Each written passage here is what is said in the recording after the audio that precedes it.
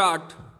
On the other hand, Shri Tarun Verma, the learned counsel for the Oriental Bank of Commerce, submitted that the petitioners have an efficacious remedy of filing an application under section 17(1) of the Act before the Debts Recovery Tribunal.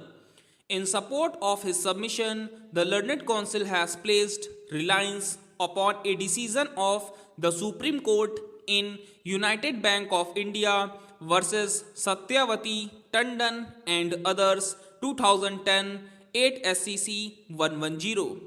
It was urged that after the declaration of the account of the borrower as NPA, the bank has already filed a suit before the tribunal for recovery of its amount, and that the tribunal has also issued an interim order restraining the borrower from alienating the properties, including the properties which is sought to be released through the present writ petition. The learned counsel contended that the appropriate remedy for the petitioner is to move an appropriate application before the Debts Recovery Tribunal, which would be considered, and appropriate orders would be passed by the tribunal. The learned counsel contended that consequently it was not a fit case for the writ court to entertain such petitions.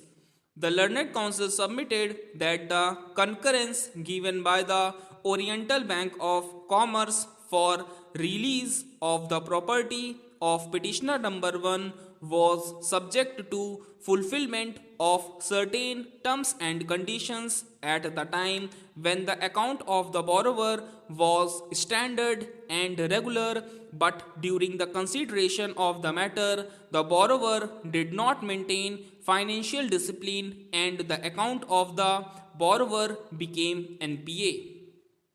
As such, in the changed circumstances, the bank was not bound to honor the concurrence since the conditions were not fulfilled by the petitioners.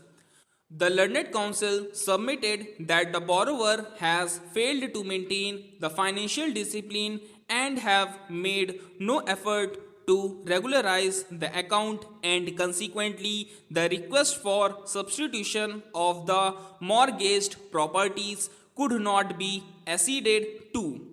The learned counsel further submitted that the account of the borrower was declared NPA as per the Reserve Bank of India guidelines, and since the borrower did not make any effort to regularize its accounts, proceedings under the Act was initiated.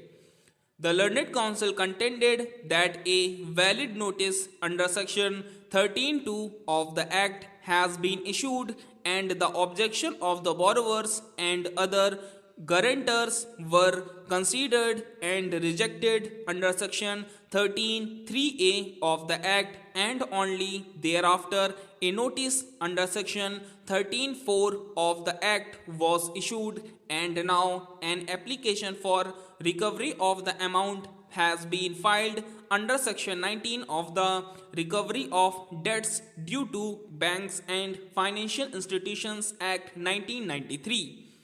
The learned counsel submitted that the plea of the petitioners that the respondent's bank had wrongly declared the account for the borrower as NPA is misconceived, inasmuch as such plea could not be raised for the first time in a writ jurisdiction, as the said plea was never raised before the bank, nor was raised in their objection filed under section 13(3)(a) of the Act. Stop.